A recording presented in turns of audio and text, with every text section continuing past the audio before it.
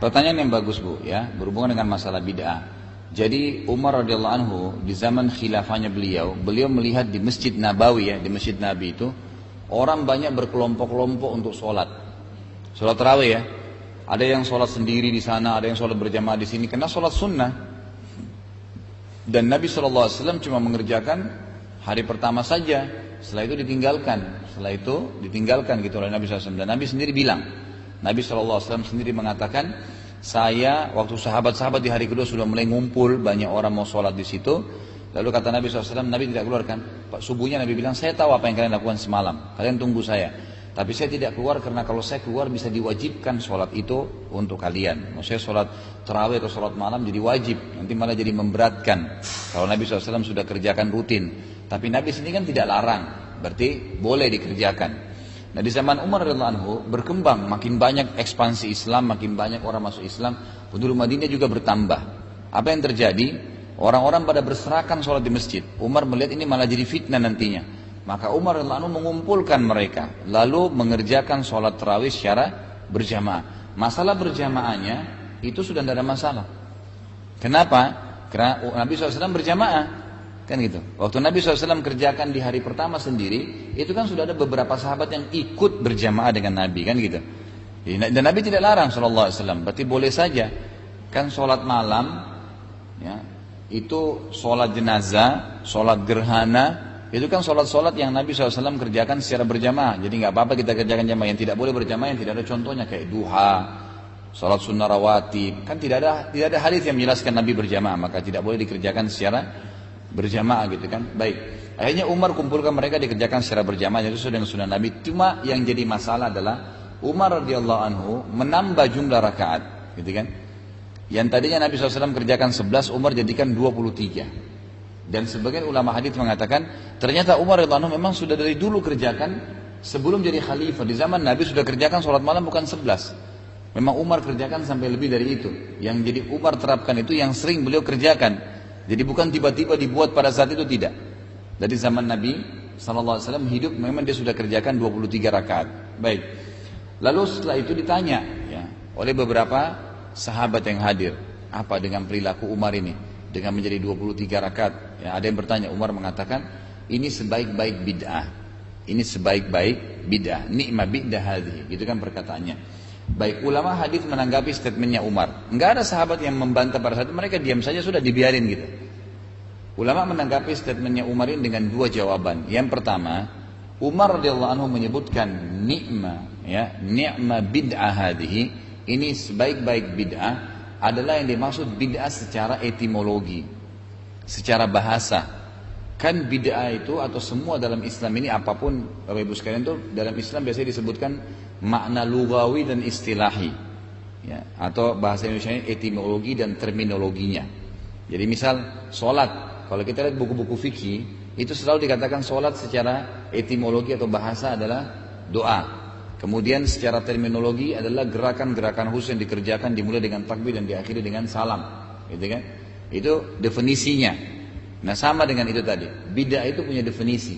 Sisi etimologi adalah bid'ah sesuatu yang baru. Tapi kalau sisi terminologinya adalah sesuatu yang baru dalam ibadah yang tidak pernah Nabi SAW contohkan, dan juga para sahabatnya.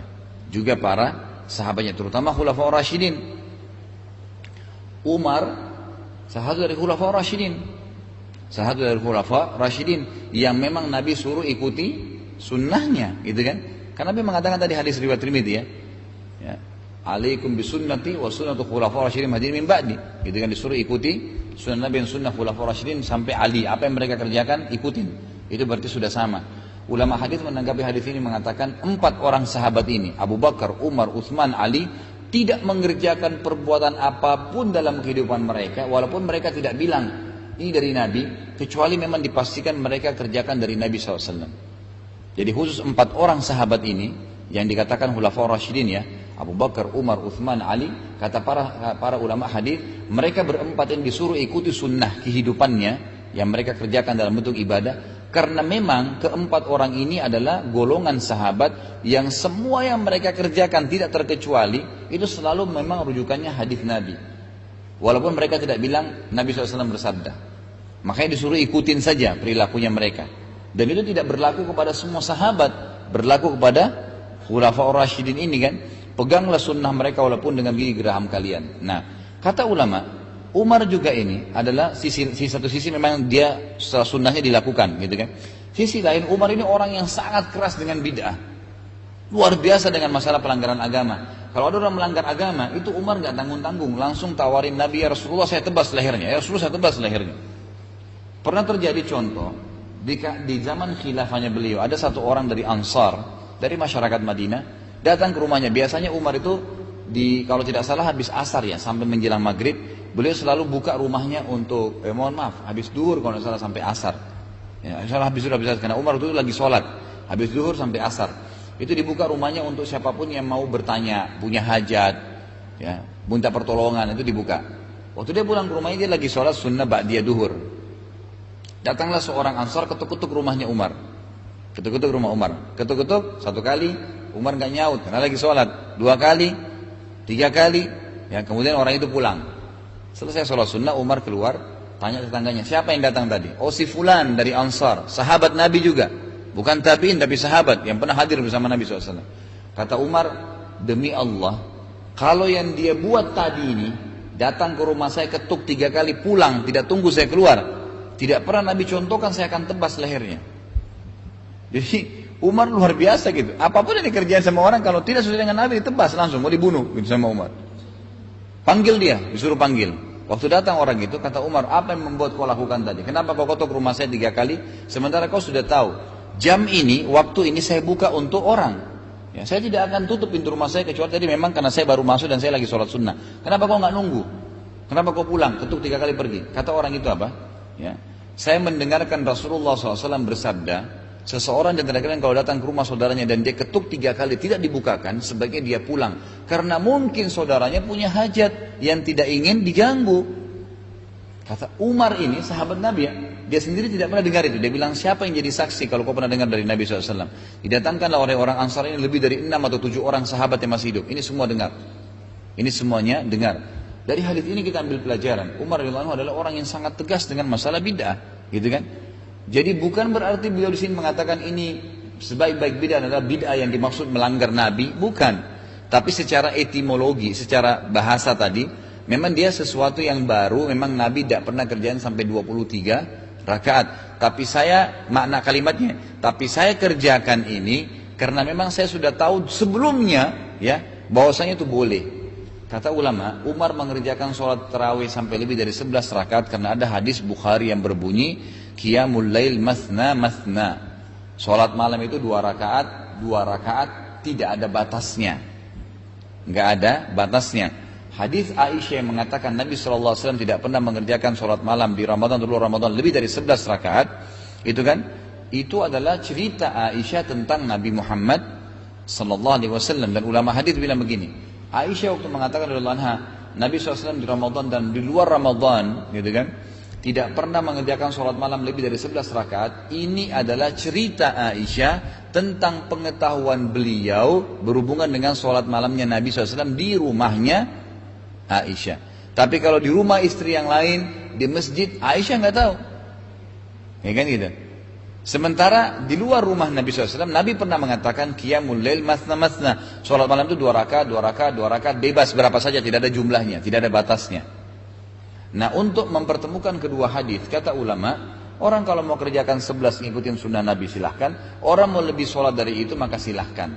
Tetapi untuk zaman kita sekarang, ulama mengatakan agar kita betul-betul tidak keluar dari hadis Nabi, maka kita jangan kerjakan lebih dari Umar yang kerjakan. Lebih dari yang Umar kerjakan 23, karena Umar termasuk khulafa Rasyidin, kan gitu.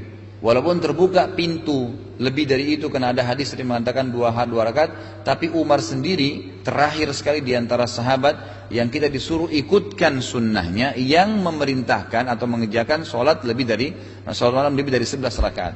Karena Utsman setelahnya nggak ada lagi masalah itu. Ya, Ali juga tidak pernah lagi membahas masalah sholat, tidak pernah menerapkan itu. Baru Umar saja. Maka ulama mengatakan Umar adalah orang terakhir ya dari kalangan sahabat yang mengajarkan kepada kita tentang jumlah rakaat sholat malam sampai 23. Maka dianjurkan kita tidak lebih daripada apa yang Umar perintahkan. Jadi Umar di sini Bukan mengatakan ini bid'ah maka boleh dikerjakan, tidak. Pertama dia khulafa rasyidin, perilakunya termasuk sunnah. Yang kedua Umar orang yang sangat tegas dengan masalah bid'ah. Nggak mungkin dia membolehkan bid'ah begitu saja. Tadi sudah kita kasih contoh riwayat yang lain, gitu kan? Kemudian yang ketiga, yang Umar lakukan ini kan gitu. Buktinya bukan bid'ah secara etimologi, karena ini dasarnya ada dilakukan oleh Nabi, ya kan? Nabi kerjakan memang sholat malam, cuman beda di jumlah rakaatnya, kan itu. Nah karena dia khulafaur rasyidin, maka sahabat tidak permasalahkan, karena memang Nabi suruh ikutin sunnahnya. Nggak boleh kita sekarang mengatakan, oh kalau Umar buktinya lakukan, kita juga boleh dong. Nah, Anda siapa khulafaur rasyidin? Kan gitu. Kan enggak, lain kan gitu, nggak mungkin sama. Ya sama juga ada orang salah paham dengan masalah bid'ah ini ya. Seperti contohnya, saya pernah dengarkan khutbah di dekat rumah saya sebenarnya waktu itu khutbah Jumat, tapi saya nggak sempat bicara sama khatibnya setelah itu karena cukup ramai orang dan orang setelah itu juga langsung bubar gitu. Tapi dia pernah bilang gini, banyak orang sekarang nyebarin bahwasanya bid'ah ini bid'ah, itu bid'ah, ini bid'ah gitu. Jadi hampir tidak ada yang boleh dalam agama.